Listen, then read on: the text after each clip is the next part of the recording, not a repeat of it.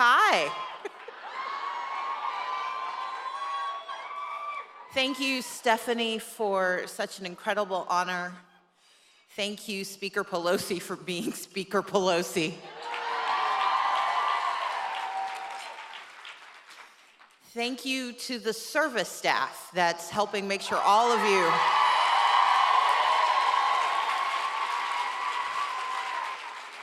it's making sure everybody is fully sated and thus forced to listen to me. So in 2004, I sat at a dining room table at the home of a dear friend. Her name is Sally McDaniel. She'd invited me to come and meet some women from DC who were trying to recruit more women to run in Georgia. And sitting at that table was this woman named Ellen Malcolm. And I listened to Ellen Malcolm, I listened to Sally, and I knew in my own mind that my journey to that table had been a very different one than most would have expected. 10 years later, I stood at the We Are Emily dinner, where I became the first Gabrielle Giffords Rising Star Award winner.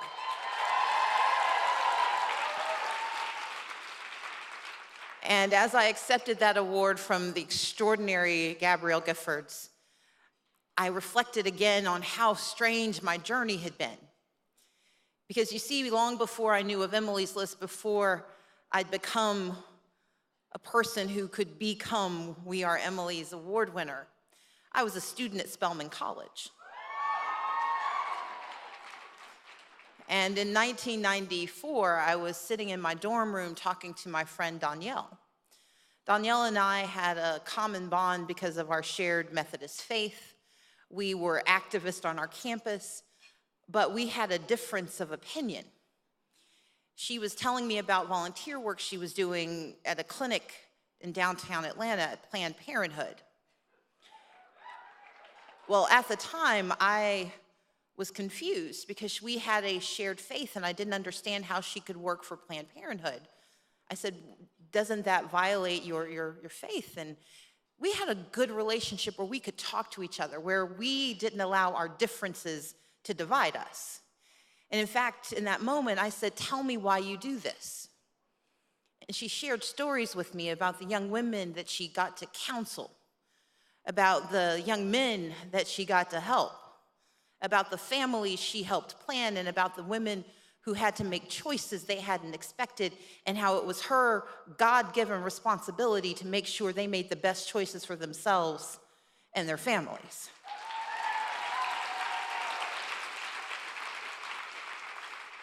And in that conversation, she started to change my mind, something that doesn't happen very often in America.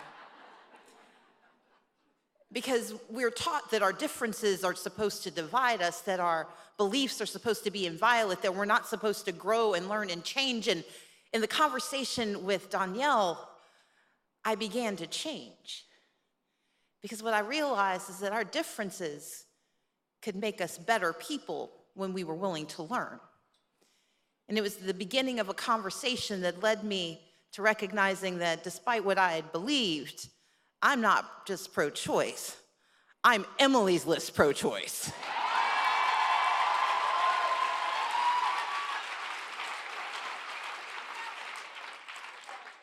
This matters to me because I just spent the last week fighting a bill in the state of Georgia, a bill that would not have become a bill had I become the governor of the state of Georgia.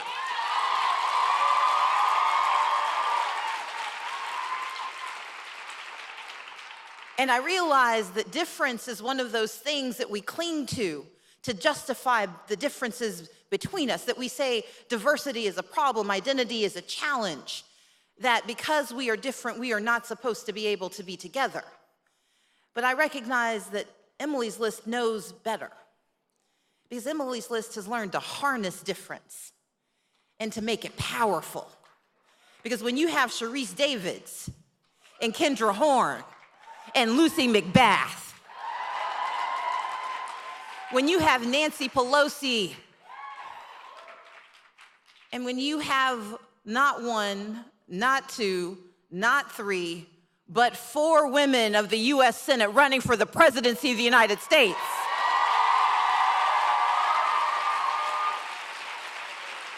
When you've got Kamala Harris and Amy Klobuchar and Kristen Gillibrand and Elizabeth Warren, and when they are vital and vibrant and going to be victorious, we know that difference should not divide us. And we've got a few good men running too. But if you looked at those women, if you looked at their stories, you would never imagine that they shared a commonality. Yes, they all have the same gender, but they all come from backgrounds that are so different and so starkly different in some ways, we're expected not to be able to coalition. But that's one of the secrets of Emily's list. Our differences are our strength. Because when a Lucy McBath can talk about gun violence, when she can lift up her voice, and when a Danica Rome can talk about being an ally of the LGBTQ community, when Johanna Hayes can tell us that education is not dead and our obligations are not done, then difference makes us stronger. We are Emily because we are different, but we are Emily because we do not allow those differences to divide us. But we also have a common belief, because we believe that women will save the world.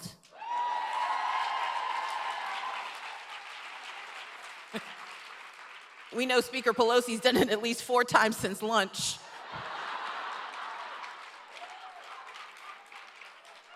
We know that Hillary Clinton demanded better of us, and that she has never stopped fighting despite people telling her to sit down, but she won't sit down until every woman's had a chance to stand up.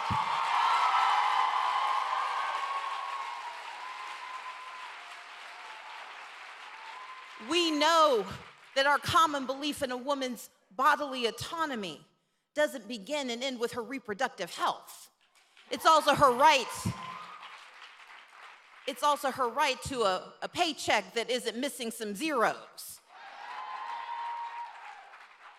And it's her right to demand access to a justice system that understands that cash bail shouldn't hold you hostage.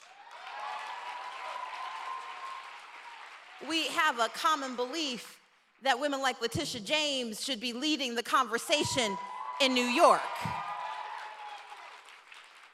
And we have a common belief that 16 women governors is not enough. That 26 women senators is not enough. That 150 women in the House is just the beginning. Because we have a common belief in the humanity of those around us. You see, I ran this campaign where I was told that I was going to lose from the outset because I centered communities of color in my conversation.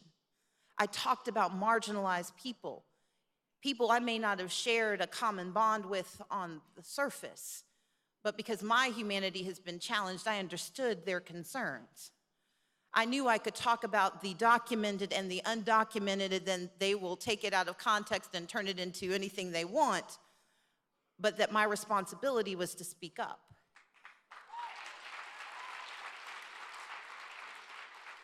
I knew that my common belief in humanity meant that I had to be the first gubernatorial candidate in the state of Georgia to march in the Gay Pride Parade in Atlanta.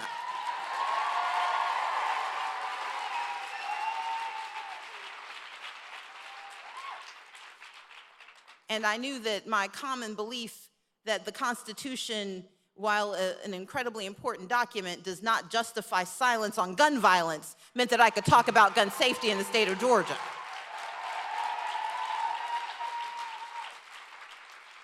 And I'll tell you what I've told others. It worked. I may not be the governor, but that's a different conversation. Because here's the thing. I ran a campaign that was grounded in the understanding that differences may be visible, but common beliefs bind us together. That I could talk about the issues of education and economic security and healthcare. That I could talk about the needs of the Latino community and the AAPI community and the Black community and the white community and the Native American community, that we could have these conversations, that I could see their differences, but I could share our common goals. And it worked. In our campaign, funded by so many in this room, we tripled the Latino turnout in the state of Georgia in 2018. We tripled the Asian American Pacific Islander turnout in the state of Georgia in 2018. In 2014, 1.1 million Democrats voted. In my campaign in 2018, 1.2 million Black people voted for me.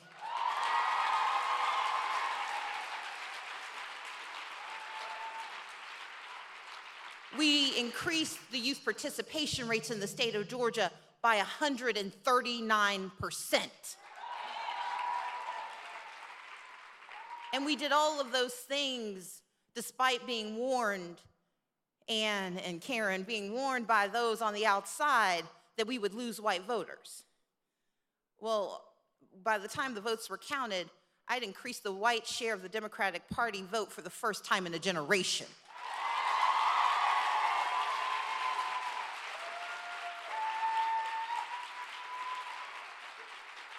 Because you see, We Are Emily is a call to action. It says that we are enough together and that we can be together despite our differences because our commonalities will bind us tighter. And together we will use our strength to change America and save our democracy. That's why I'm so proud of Representative Wendy Carrillo for her winning this year's We Are Emily Award. The Rising Star Award is so critical because it sees that on the state and local level, we've got work to do. It understands that we can't just win a Senate race and a House race, that we've got to win state representative races and city council races and county commission races and DA races and AG races and Secretary of State races, that we've got to win everything because we are Emily and we are right. That is our obligation.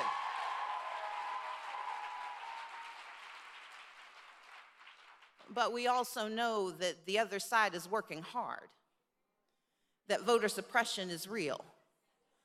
Now, voter fraud is a bald-faced lie, but voter suppression is real.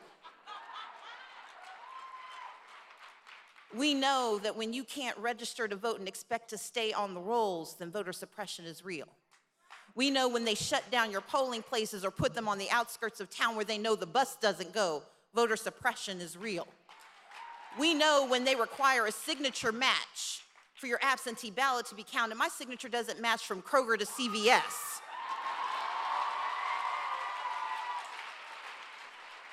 We know when they use the tricks of the law to trick us out of our rights, that voter suppression is real. But the thing is, we know it and we're coming for them and we're going to win. We are going to win. We are going to win.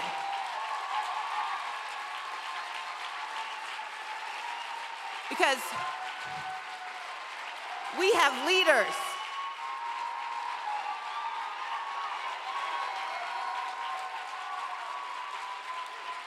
We have leaders in our midst.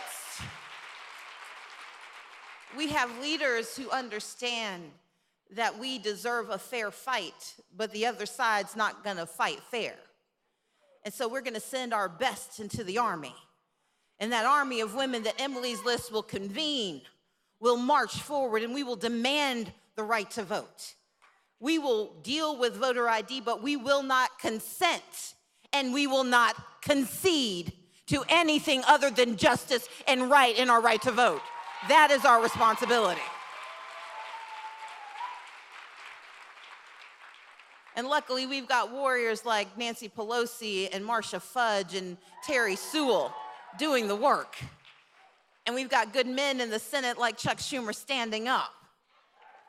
But we've got time. We've got time in 2019 to prepare for battle, because they saw how close they got. And if you have to have a cartoon villain steal an election in Georgia, you know you're in trouble. Now, for the two reporters who are going to say that I say he stole the election, yes.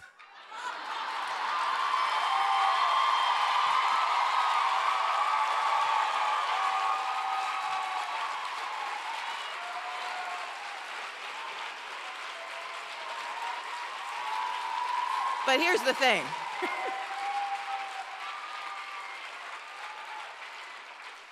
But here's the thing. Voter suppression doesn't steal elections from candidates.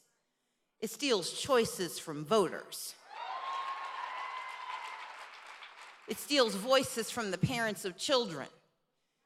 It steals decisions from the daughters who are taking care of their mothers and their fathers who are disabled. It steals opportunity from those who've been marginalized and left on the side. It steals the future from those who are returning citizens who simply want to speak and become a part of our society again. It steals our democracy from us, and that should not be allowed. And that's why I launched Fair Fight Action, but I also launched an organization called Fair Count, because the census is coming up. And for those who want to know what we need to do between now and 2020, besides taking the White House, the Senate, keeping the House, and destroying what's left of the vestiges of oppression that exists within the male patriarchy of the Republican Party,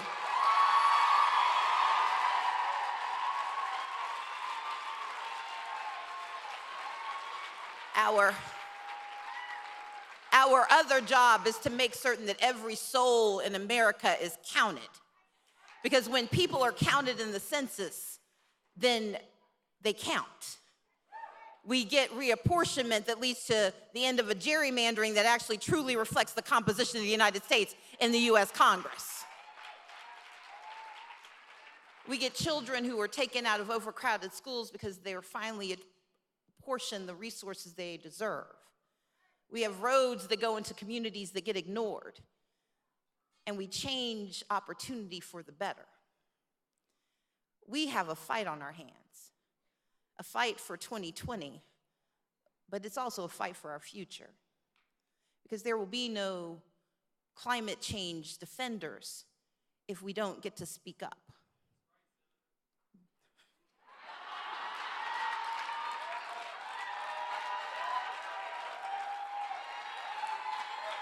There will be no restructuring of our tax system to actually reflect the fact that women work as hard as men and we deserve a tax system that sees our value. There will be no conversation about how we guarantee economic security for all until we all have a place at the table. And so I come to the reason I stand here, and that is to say thank you to Emily's List. Say thank you to an organization whose sole purpose is saving our democracy. Because when they elect a woman who looks nothing like the woman beside her, and when they work together to invest in a woman who never knew that she could stand up and speak, and when they together pass laws that lift up and protect the women who are running from violence and running to opportunity, we are Emily because we are saving America. We are Emily because we are stronger together. We are Emily because we win, because we work, and because we're worth it. We are Emily because we are the future. And by God, the future is now. Thank you so much. Thank you.